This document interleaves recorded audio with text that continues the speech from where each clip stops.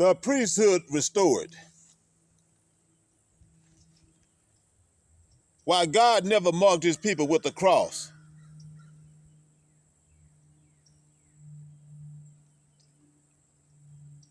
family, today I'm going to walk you through a truth that has been buried under centuries of tradition. A truth the Spirit has been restoring piece by piece.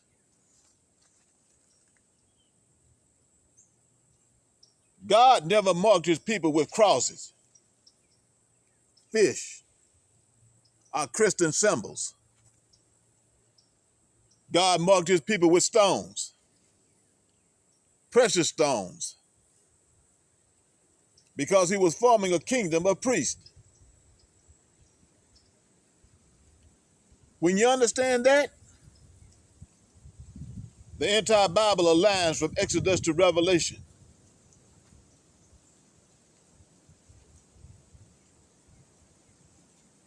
So let's talk about God never marked his people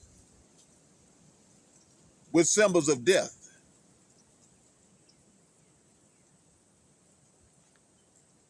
The cross is the method of execution the Romans used.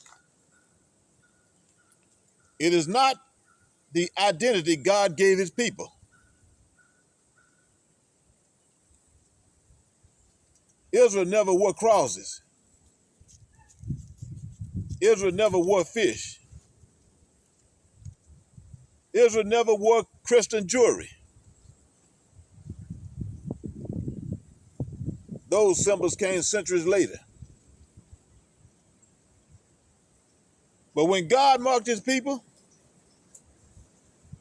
he used stones, because stones represent identity, government, boundaries, covenant, inheritance, and presence. The cross is the sacrifice. The stones are the identity. Let's look at Exodus 28, the original priestly markers. In Exodus 28, God gives Moses the blueprint for the priesthood. And the first thing God establishes is how his priests must be marked. He clothes them with the ephod, the breastplate, 12 precious stones, 2 onyx stones on the shoulders, engraved names of the tribes, gold chains, the crown of holiness. Every stone carried identity. Every stone carried government. Every stone carried memory. The stones were not decoration. They were the uniform of a kingdom of priests.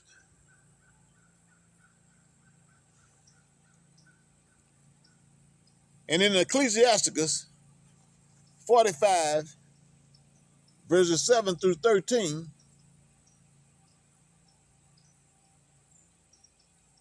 the same pattern is confirmed.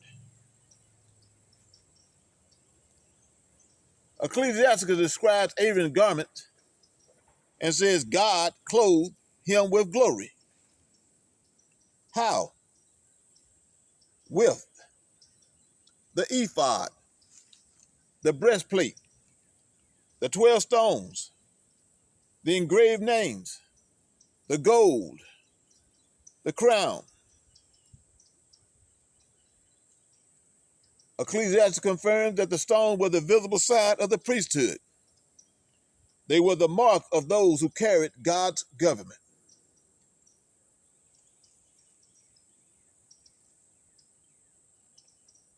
Now let's look at first Esdras, chapter 1, verses 2 through 5, and chapter 8, verse 71. The garments are still required. When Israel returned from exile, the priests could not function without their garments. First Esdras, chapter 1, verses 2 through 5, shows the priests standing in their order, in their garments, at their stations. First Esdras, chapter 8, verse 71, says the priests had to be sanctified and clothed before they could serve. The garments were not optional. The stones were not optional. The identity was not optional. God was consistent across generations.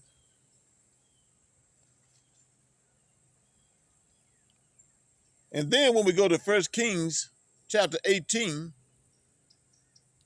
verses 31 through 39, we see Elijah and the 12 stones. Now watch this. When Elijah confronts Israel on Mount Carmel, he does something most people overlook. He rebuilds the altar with 12 stones. Why? Because Elijah is not just calling down fire. He is restoring the covenant identity of the nation. He is restoring the priesthood, the government, the boundaries, the tribes, and the covenant. Elijah is functioning in the office of restoration. He is rebuilding the priesthood without wearing the garments, because he is building the garments on the ground. The stones are the ephod. The stones are the breastplate. The stones are the identity. This is why the fire fell. God responds to order, not emotion.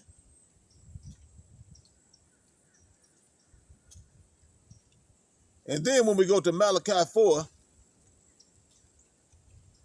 the office of Elijah returns before the day of the Lord. Malachi ends the Old Testament with one message. Elijah must return. Why? To restore the covenant, the identity, the priesthood, the nation, the boundaries, the stones. Elijah's job is to bring back Israel to the original order God established. Not crosses, not fish, not Christian culture, but the covenant identity of a kingdom of priests.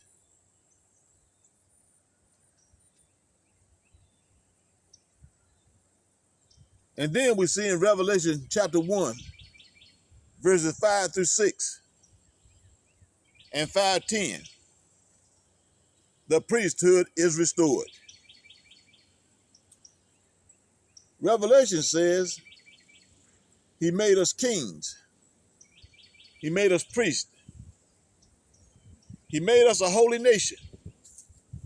He restored the government. Revelation is not introducing something new.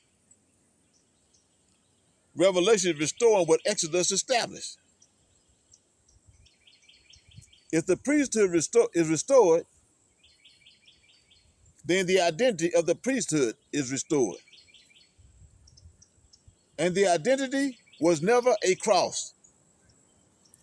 It was stones.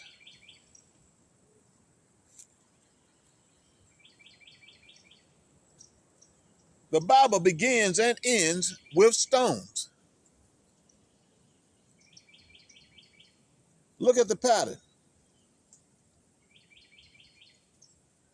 Eden, gold, bdellium, onyx. High priest, 12 stones. Joshua, 12 memorial stones. Elijah, 12 stones. Temple, foundation stones. New Jerusalem, 12 foundation stones, 12 gates of pearl. From Genesis to Revelation, God marks his people with stones because stones are permanent, governmental, identity bearing, covenant anchored. This is the language of God's government.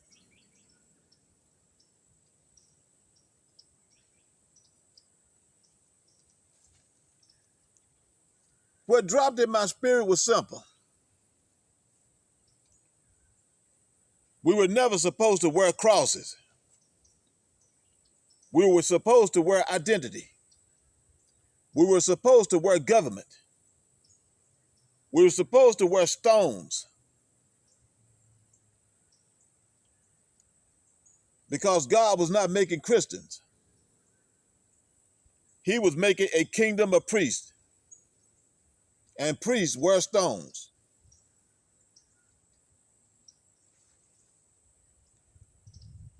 So in closing, family, this is why the 12 stones teaching keeps expanding. This is why the Spirit keeps bringing us back to the land, the covenant, the identity, and the order. Because God is restoring his government in the earth, and he is restoring it through his priests. Not through symbols, not through culture, not through religion, but through identity, through stones, through the covenant he established from the beginning.